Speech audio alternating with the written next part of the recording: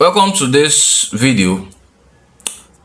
In this video, let's look at the Physics 102 past question. This question, the first question here, says a uniform plane EM simply means electromagnetic wave.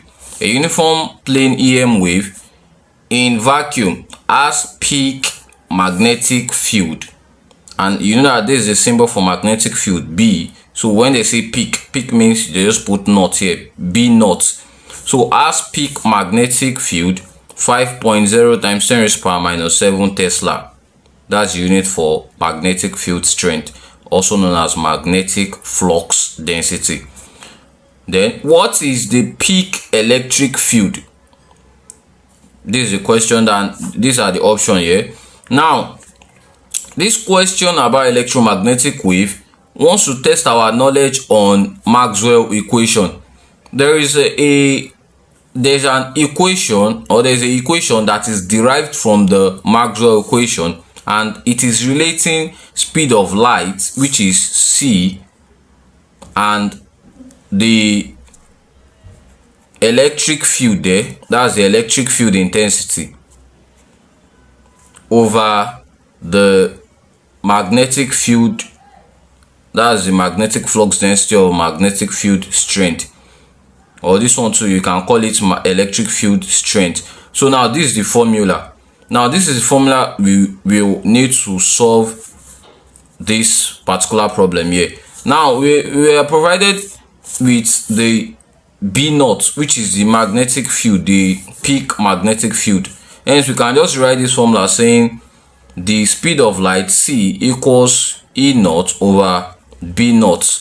From here we can say E naught equals C multiplied by B naught, and we know that they won't provide us with this because they know that it's constant, and C is 3 multiplied by 10 raised to power 8, that's meter per second, right?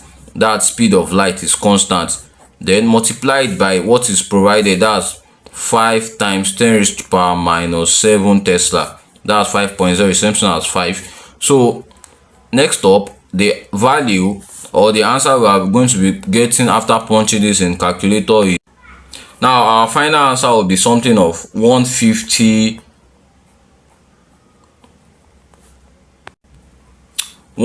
volts per meter, and this is the peak electric field.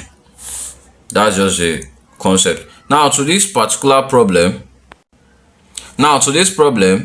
it says a radio station transmits at 100 megahertz. That is, the frequency is 100 megahertz.